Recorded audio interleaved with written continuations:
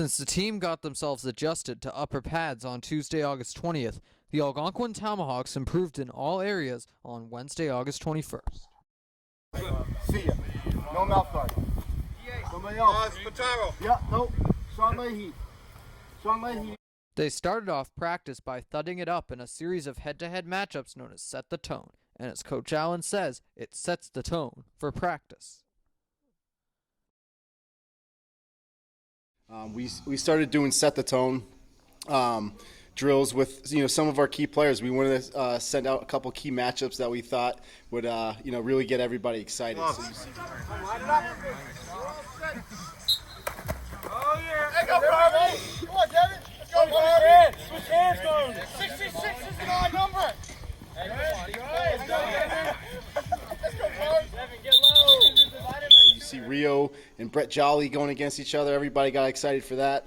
Brett Jolly. Wow! Yeah. Rio Ferguson. Whoa! That's easy, Brett! Hey, Brett! Come on, attitude, Brett! Attitude!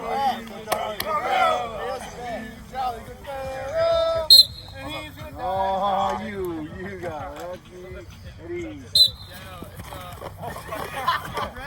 Look at feet, Brett! Why you not moving your feet? That's what we have for breakfast. We don't move our feet. I like that. Yeah, it's awesome. I love doing it. It's good competition. I went against Rio. I mean, I got my butt kicked, but it's still a ton of fun. Love it. Nick Alessi and then Eli Casabo went against each other because, I mean, if Eli wants to compete on Friday nights, he's going to face kids just like Nick Alessi. So, Eli, he's a Play player. on Friday night. That's the type of kid you're going against. Stronger. Probably not. No one's stronger than you, Nick. You go wide out stance or you DB? Eli, you want this one? Go, Eli.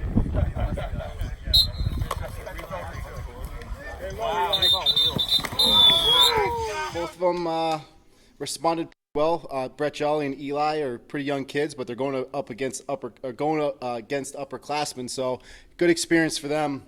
Kind of just get isolated matchups like that.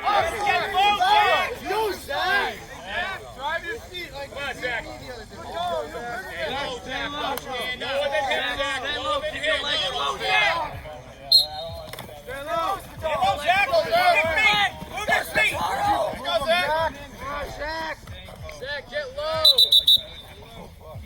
Good job, Bach. One of the closest matchups of the day was between tight end and defensive end Joe Skangas and wide receiver / tight end and DB Derek Blanchard. Derek Bot. Derek. Hey, Derek. Derek. You. Derek, I'm glad you wanted, Joe. Put your feet there. Let's compete. Keep going.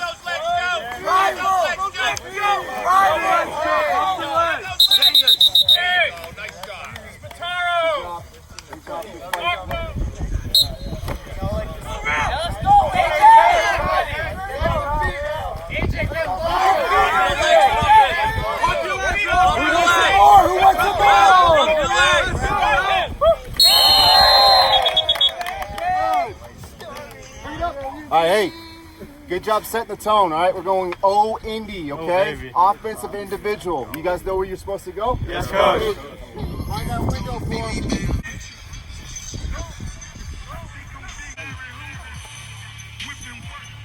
Riley, come here. You're gonna be right here. You're just gonna get a drop. Okay? Here, you're gonna get a drop. Right? Sit in the pocket. You're gonna have pressure from either way. I'm gonna point, and you're gonna have to bail. So either bail this way, throw it to Jeff, or you're gonna have to sit out and bail and throw it. Hey, so it's the way you're pointing. If I point that way, you're gonna bail that way. If I point that way, you're gonna bail that way.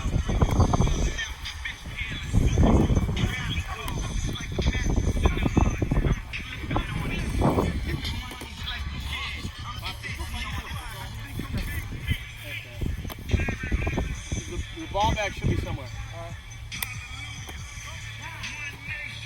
Good, flip your hand, going, good. Blanchard went on to have another huge day on both offense and defense, catching more deep balls successfully. On offense, Jason Levin and Aiden McKenna also stood out. Levin is a versatile player who succeeded in multiple roles. McKenna has gotten more reps as a junior and made some pretty good catches. He had a great jumping catch during 11-on-11s. I feel like every day we're getting better. The entire team, me personally, I think I am too. What do you think is the one thing you want to work on going into full pads tomorrow? Just technique of tackling, open field tackling, being able to move around wearing the leggings too.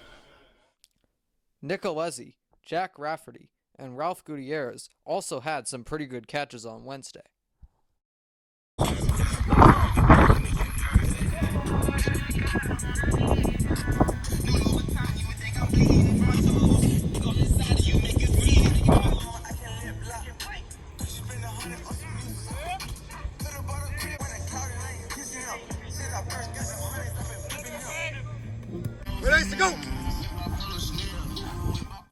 The O-line saw significant improvement compared to Tuesday.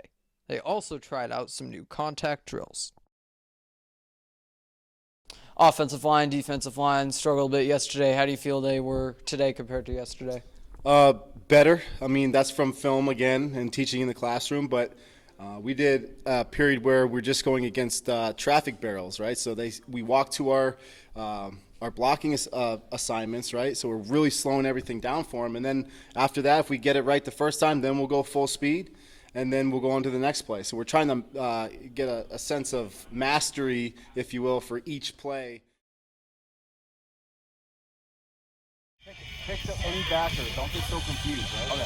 So first guy you see, most dangerous man. That's fine. And if I pick him up, he's coming. Just wait for him. Down. Understand. All right. Go. Good. Down. Oh my God. Let's go. One more play. Last one. Last one. Get off the ball.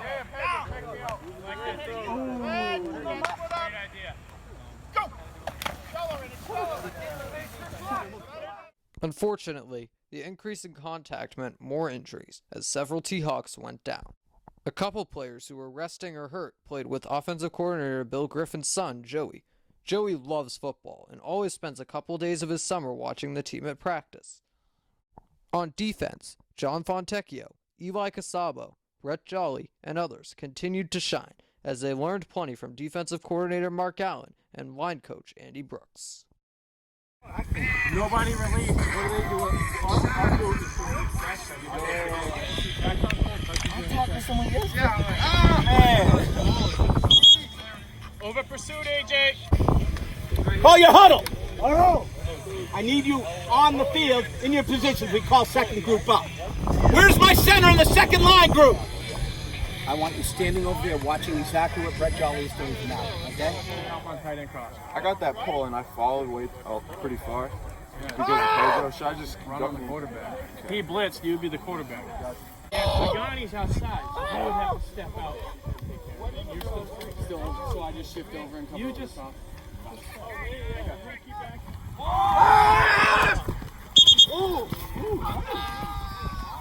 Joey also played with his dad while the players were doing conditioning drills to end practice.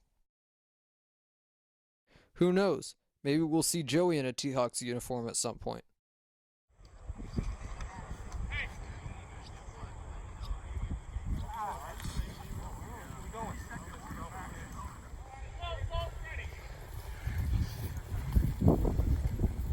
Go, boys. Come on. Come on, bring it in. Let's go. Compete on 3. 1, 2, 3. Compete. After practice, I interviewed tackle and defensive lineman Brett Jolly. So, Coach Brooks wasn't happy with the performance for the O-line yesterday. How do you feel today compares to yesterday? I mean, we did good today. We watched film and broke down like our stances and everything, technique. I mean, we did pretty good today. We did awesome today, actually. You know, I went home, studied my plays, so did the other linemen, and overall, just a good day. We got the ropes today, you know. It was more organized than yesterday. What's one area that you think you should work on going into Thursday? I should work on my pass blocking and run blocking and just overall being aggressive on the line and I got to learn from Mike McAvoy and John Fahn. They're one of the best. They're some of the best linemen on the team, and I'm trying to live up to that. So they're really good. So Do you think you've improved with your aggression over the last few days? I have, with the helps of Coach Brooks and stuff, and just also like having confidence in myself, and that gives me the aggression I need to do good. How do you feel you adjusted to uppers, and are you feeling the same way about full pads? Yeah, I'm excited. I like hitting people, and I'm excited for full pads because like we can tackle now, and it makes the game just a little more fun and aggressive. I also spoke with head coach Taylor Allen, as usual. Final practice and just uppers, going to full pads tomorrow. How do you feel people adjusted to uppers today compared to yesterday when it was a bit of a slow start? It started with our film session that we did before practice. We broke down film from practice yesterday, which is really good. We saw a lot of good things, but we also saw a lot of bad things, and we corrected a lot of those bad things. So that was a good way to start practice, or before practice, getting in the film room. And then once we got out to practice, I felt like the energy was a lot better. I think overall the entire team responded really well today. And then, when we go to offensive team, that's when we can really start clicking. So we got it all on film. We're going to do another film session tomorrow. So I'm excited, to see what we got on film today so we can break it down tomorrow. And I know the kids are too because they're learning. And I think they really enjoy seeing themselves on film. Whether it's good or bad, we all have, this entire program's filled with great kids, and they want to learn. Yeah, and you keep mentioning the film. Jay Ferguson, Rio's dad, has gotten a lot of the film on the drone. Has that made a difference these last couple days? Yeah, I think that's a huge advantage. I think with our football program having that drone, you can get just about any angle you want. You can get one from the sideline view, kind of up like from a stands point of view, or you can just do an aerial straight, up and down, so you can kind of see from a bird's eye view what our players are doing. So it's really cool. It's an addition that we put in last year, but I think we're utilizing it a little bit better this year. Once you're starting to watch the film, master these plays, you've been able to do some 11-on-11s, get some real guys in there for the offense. Yeah, absolutely. Once we start mastering all of our base plays on offense, we can start incorporating our game plan plays. So, for example, we have Clinton and Bartlett on Saturday. So all the plays that we have in now, we're going to roll into Clinton with. And then we play, we're going to scrimmage Franklin next Friday. That's going to be a home scrimmage at 4 o'clock. And then, we can kind of start throwing in, some specialized plays just based off of film from last year and see how well we can game plan as a staff and how the kids respond to that. And then after that, we got Doherty, so we'll start game planning for Doherty. You've been trying some new things with the offense, a couple new plays, and also some new combinations of players. How do you feel the players have adjusted to that? I think they like it. I think they like having, learning different positions to add value to themselves, but also helping the team. So I think a lot of kids are responding well to that. Noticed a lot of players are doing a mix of running back and slot receiver, or even running back and outside receiver. Yeah, I think the more versatile you become as a player, the more you're going to get on the field. So it's definitely a great opportunity for the players. And then Derek Blanchard, he's a wide receiver and a tight end. Yeah, we watched the film, and I was having a late-night conversation with Derek last night. After I broke down the film, I told him, I said, you're doing a great job. You're opening up a lot of the coaching staff's eyes because he's coming in at 170, and it is undersized for a tight end, but if you can have a mentality and be really physical at the point of attack, you're going to do really well as a tight end in our league. Great route runner, great hands, so he's definitely a vertical threat. In jump ball threat, he's 6'4", so he's going to be a little bit taller than some of the cornerbacks he goes against. Stay tuned to see how the T-Hawks do in full pads as they prepare for their Saturday scrimmage in the 8th and final episode of Gonk Knocks.